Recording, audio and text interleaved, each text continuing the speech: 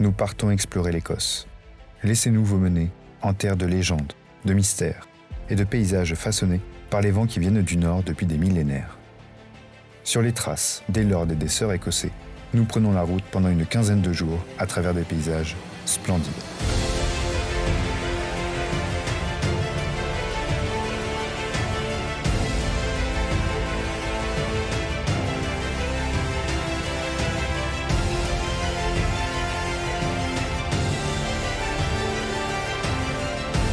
Nous voyagerons à travers les Highlands, ces montagnes majestueuses, ces vallées verdoyantes, ces vastes forêts et ces lochs.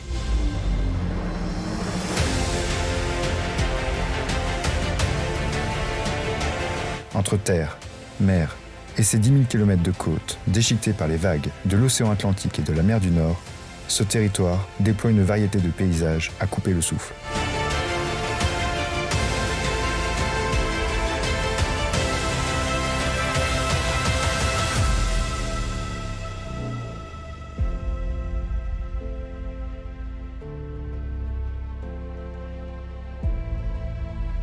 Voici Audrey, photographe passionnée, amoureuse de ce pays et de sa culture. Et me voilà, Adrien, photographe et vidéaste animalier. Et tous les deux, nous sommes partis à la rencontre de la vie sauvage.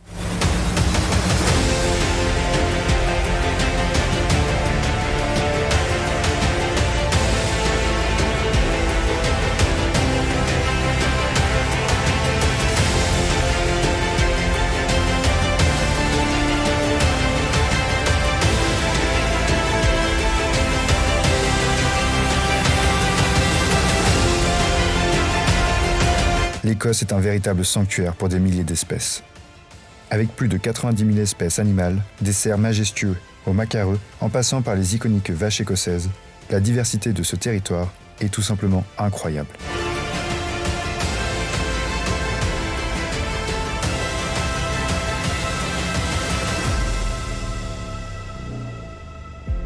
Dans cette vidéo, je vais vous guider à travers la beauté des Highlands.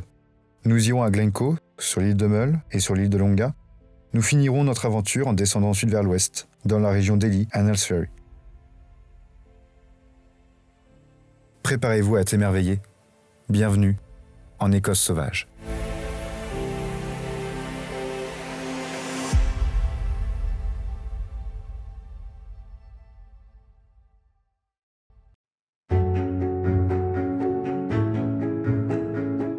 L'Écosse.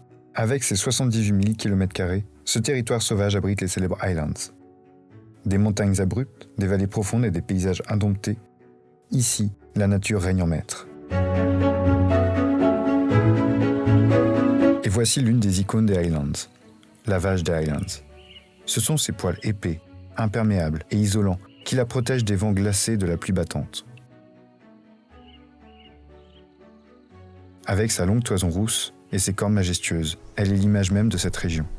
Robuste et résistante, elle a su s'adapter au climat rigoureux des terres écossaises.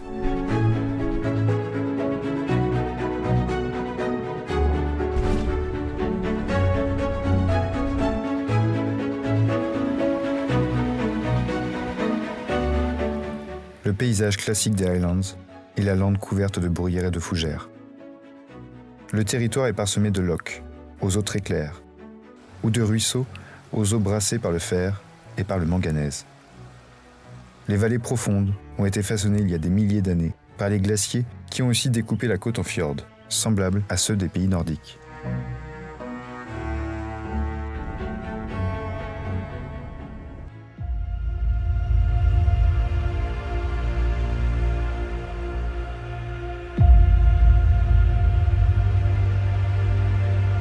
Posé sur les rives du Loch Goil, Carrick Castle semble surgir d'une autre époque. Construit au XIVe siècle, ce château servait autrefois de bastion pour les clans écossais. Aujourd'hui, ces pierres usées par le temps racontent des histoires de seigneurs et de chevaliers.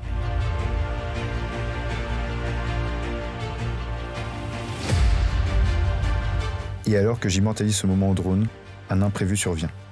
Une famille d'oiseaux visiblement dérangés se lance dans une attaque surprise. Peut-être trop proche de leur territoire, je préfère battre en retraite.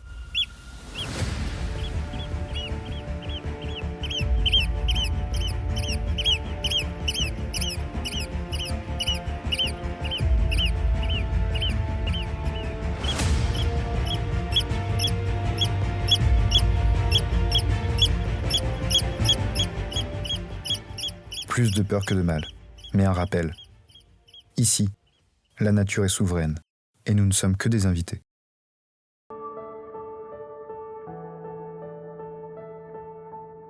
Voici les responsables de cette attaque. Les pies huîtrières, reconnaissables à leur bec rouge, éclatant, et leur plumage noir et blanc. Ces oiseaux marins nichent sur les côtes et défendent ardemment leur territoire. Leur nom vient d'ailleurs de leur régime alimentaire. Coquillages, crabes, mollusques, qu'elles arrivent à déloger habilement des rochers grâce à leur puissant bec.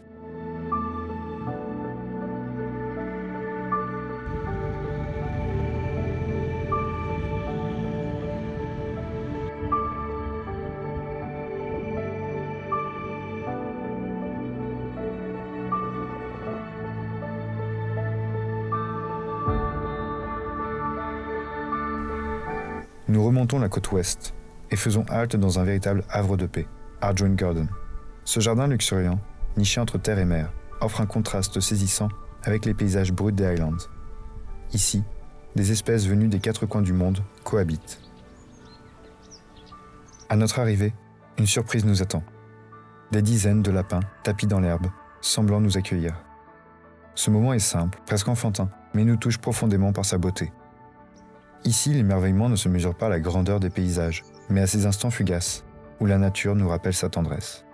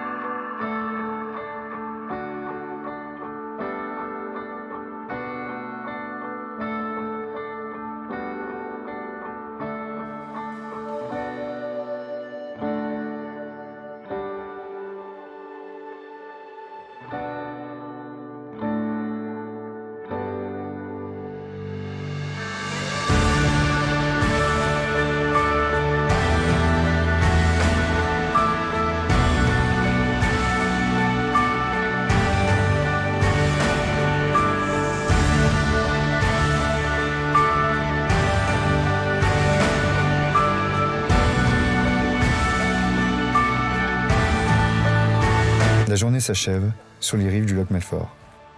Alors que le soleil se couche, un visiteur discret pointe le bout de son museau. Furtif, presque insaisissable, ce moment est un beau cadeau de la nature. Un clin d'œil silencieux pour clore cette belle journée.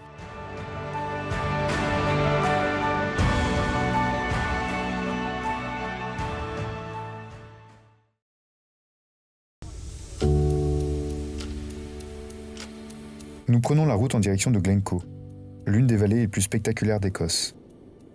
Ici, les montagnes imposantes semblent veiller sur la vallée. Les forêts humides abritent une biodiversité discrète mais remarquable. Pins calédoniens, fougères luxuriantes et mousses épaisses s'étendent sur le sol. Cette végétation dense offre refuge à de nombreuses espèces et une variété impressionnante d'oiseaux comme les merles à plastron ou les grands corbeaux. À peine arrivés dans cette région mythique, nous croisons déjà les premiers habitants des lieux, de jeunes cerfs.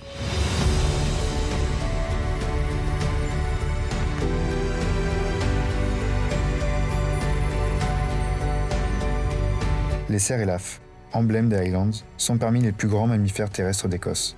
Ici, leur population est abondante. Environ 400 000 individus vivent dans les montagnes et dans les vallées.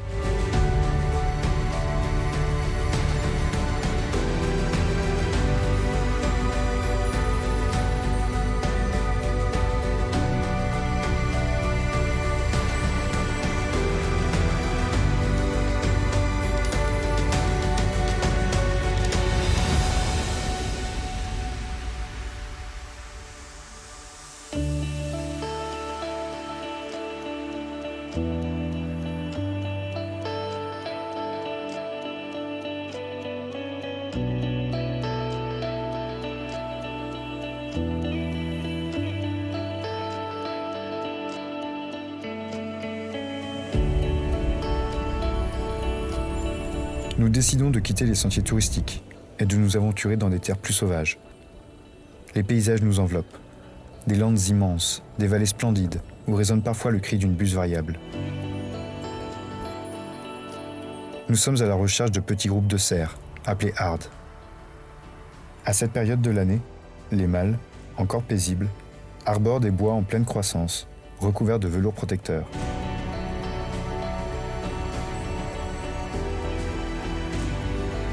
Après des heures de patience, le moment tant espéré arrive.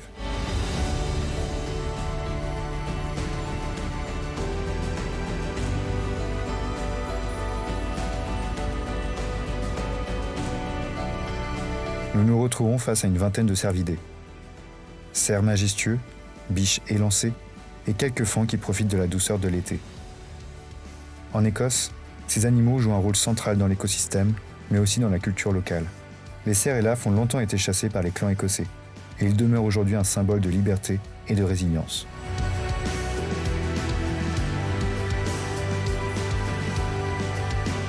Nous sommes émerveillés par ce groupe qui avance lentement à travers les rhododendrons en fleurs et les digitales pourpres, ces fleurs toxiques pour l'homme, mais inoffensives pour eux. Durant l'été, ils se nourrissent principalement de bruyères, d'herbes et d'écorces, tandis qu'en hiver, ils doivent gratter la neige pour atteindre la végétation enfouie. Le défi est permanent.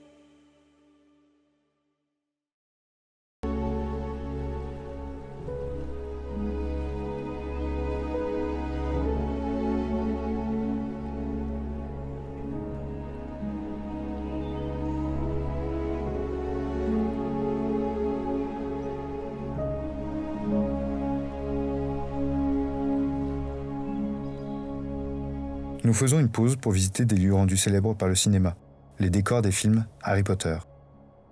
Ici, la vallée de Glencoe, avec ses montagnes brumeuses, son lac, et le viaduc de Glenfinnan, traversé par le Poudlard Express.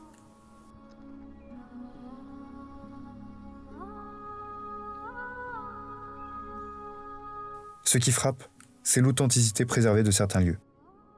Malgré leur célébrité mondiale, ces paysages n'ont pas été défigurés par le tourisme de masse.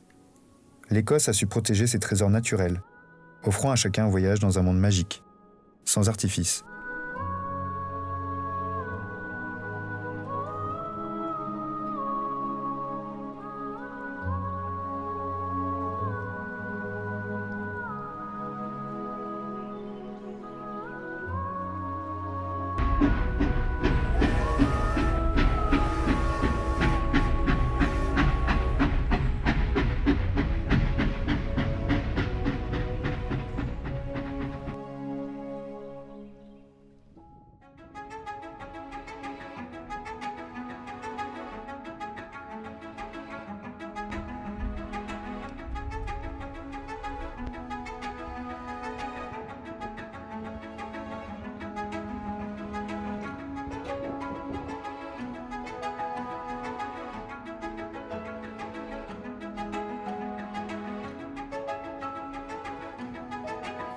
L'île de Mull nous accueille avec un charme unique.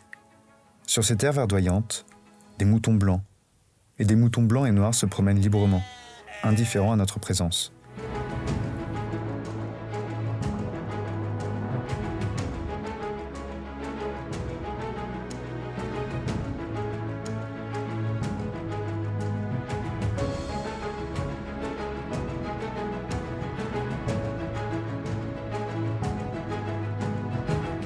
Nous traversons quelques prairies lorsque nous apercevons des bernaches du Canada. Ces oiseaux migrateurs, reconnaissables à leur plumage noir et blanc, viennent ici durant le printemps et l'été pour se reproduire. L'Écosse leur offre un habitat idéal, des prairies humides et des côtes riches en végétation.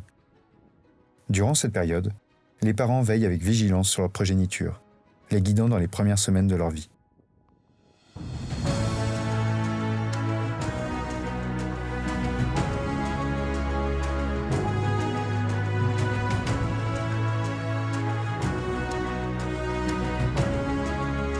Sur les rivages rocheux de l'île de Mull, non loin de la colonie de Salem, nous découvrons les épaves de 2 bateaux, idéales pour quelques plans au drone et pour mettre en lumière la beauté du paysage.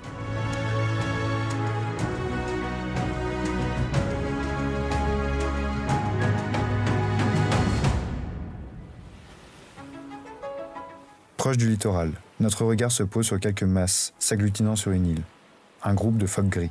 Ces mammifères marins sont une espèce emblématique des côtes écossaises, qui abrite près de 40% de la population mondiale. Les phoques passent des heures à se prélasser au soleil, mais leur quotidien est rythmé par la pêche. Ils plongent parfois à plus de 100 mètres de profondeur pour chasser poissons et crustacés. Aujourd'hui, ils sont particulièrement vulnérables face au changement climatique et à la pollution marine, ce qui en fait des témoins fragiles de l'évolution de nos océans.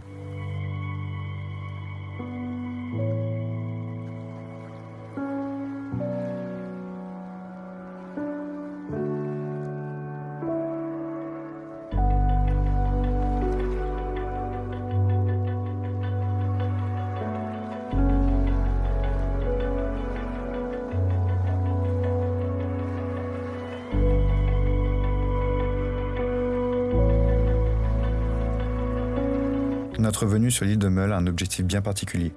Observer l'un des animaux les plus discrets et fascinants d'Écosse, la loutre. Silencieuse, furtive et insaisissable, la loutre est aussi farouche que rare. Mais après des heures d'observation et de recherche, le moment que nous attendions arrive enfin.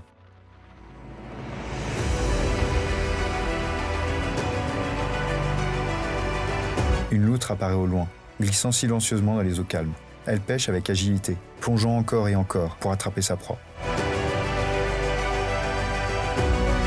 Nous nous positionnons juste avant qu'elle ne rejoigne la berge. La loutre s'installe à quelques mètres de nous pour déguster sa prise.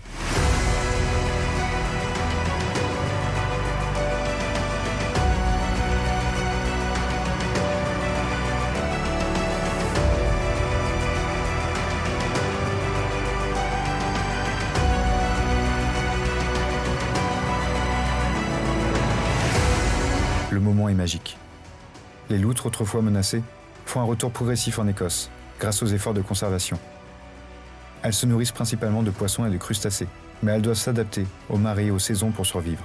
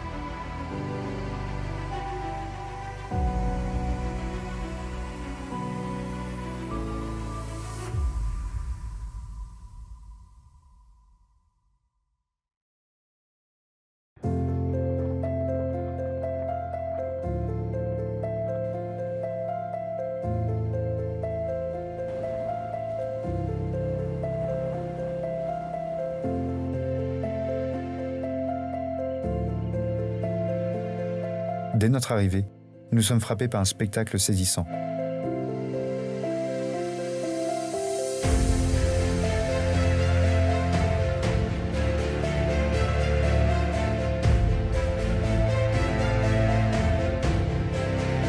Des milliers de guillemots de Troil et de petits pingouins couvrent les falaises de l'île. Ces oiseaux marins viennent chaque été sur les îles écossaises pour se reproduire. Les guillemots, semblables à de petits manchots, se serrent en vastes colonies pour se protéger des prédateurs. Ils plongent à plus de 50 mètres de profondeur pour capturer des poissons, leur principal repas. Quant aux petits pingouins, également appelés pingouins torda, ils se distinguent par leur vol agile et leur capacité à plonger avec rapidité. Il est facile de reconnaître cette espèce, grâce au trait blanc que possède leur bec. Leur présence ici n'est pas un hasard. Les eaux écossaises, riches en nutriments grâce aux courants marins, offrent un garde-manger idéal pour ces espèces.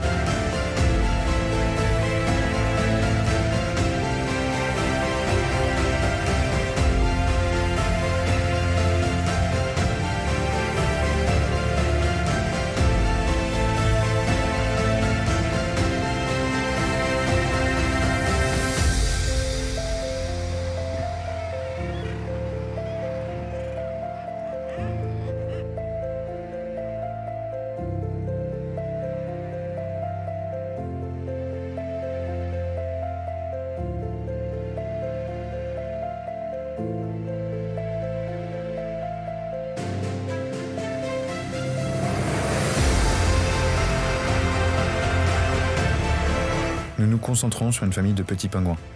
Les parents, infatigables, assurent la sécurité de leur progéniture. La saison de reproduction est un moment critique. Chaque adulte doit parcourir des kilomètres pour pêcher et ramener de quoi nourrir les petits. Mais les dangers sont nombreux. Les prédateurs, comme les goélands ou les faucons pèlerins, guettent la moindre faiblesse. Cet instinct de protection est vital pour la survie de l'espèce, et chaque saison, c'est un véritable combat pour la vie.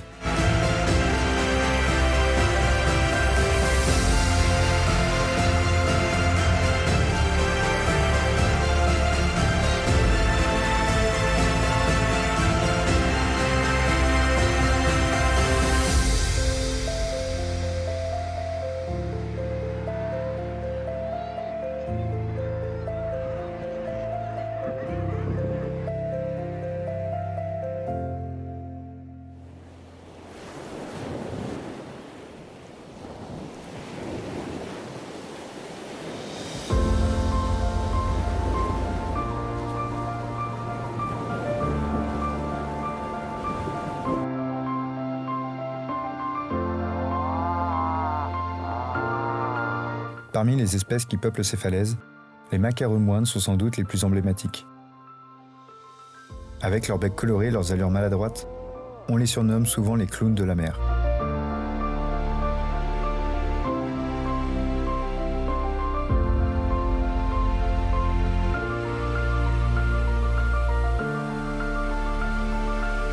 Mais derrière leur apparence amusante, se cache une réalité plus difficile. Les macareux moines passent la majorité de leur vie en mer, ne revenant sur Terre que pour nicher. Durant la saison de reproduction, ils creusent des terriers dans les sous-sols pour pondre un seul œuf.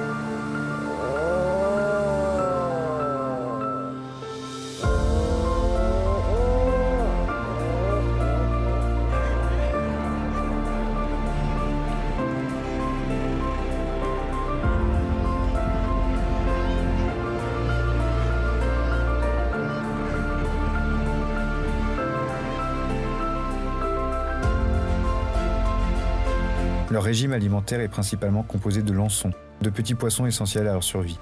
Pourtant, le réchauffement des eaux marines, lié au changement climatique, diminue la concentration de ces poissons. Les maquereaux doivent donc voler de plus en plus loin pour trouver de quoi nourrir leurs petits. Aujourd'hui, l'espèce est considérée comme vulnérable, et ces îles deviennent des sanctuaires précieux pour leur survie.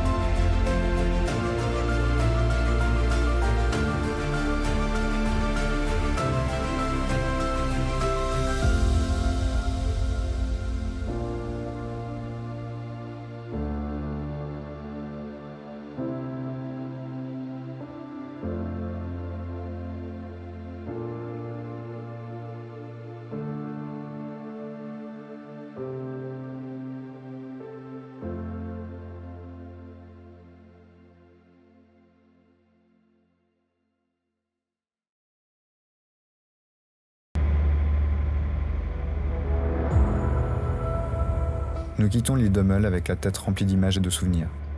Ces terres sauvages nous ont offert des moments d'exception, des rencontres rares avec des espèces incroyables. Pour nous, passionnés de nature, d'animaux et de photographie, c'est plus qu'un simple voyage.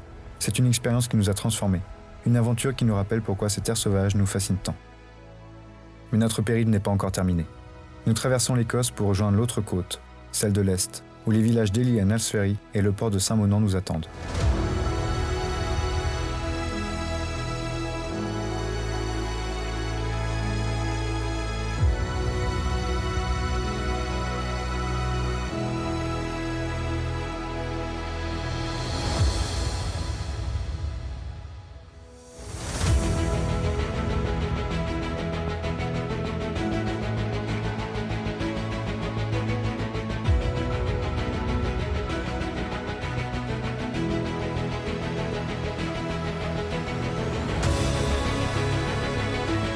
Ici, la mer rencontre la terre dans un balai apaisant.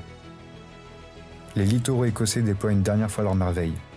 Des plages aux eaux calmes, des ports pittoresques où le temps semble suspendu et des couleurs uniques. Ces paysages merveilleux marquent l'ultime halte avant de clôturer cette aventure.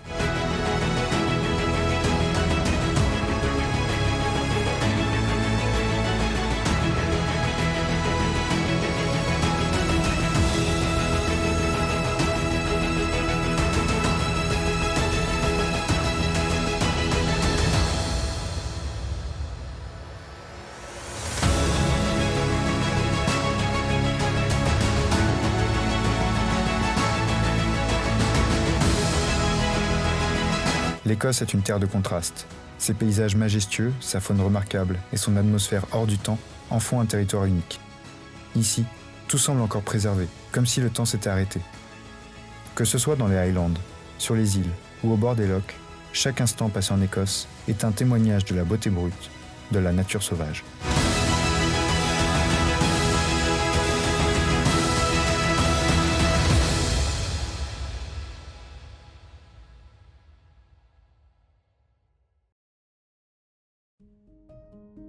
J'espère que vous avez apprécié ce documentaire. Si c'est le cas, n'hésitez pas à liker et à commenter, ça me ferait vraiment très plaisir. Et moi, je vous donne rendez-vous sur mes réseaux, Adriss Balade et Sunser Photo. À bientôt dans une prochaine vidéo.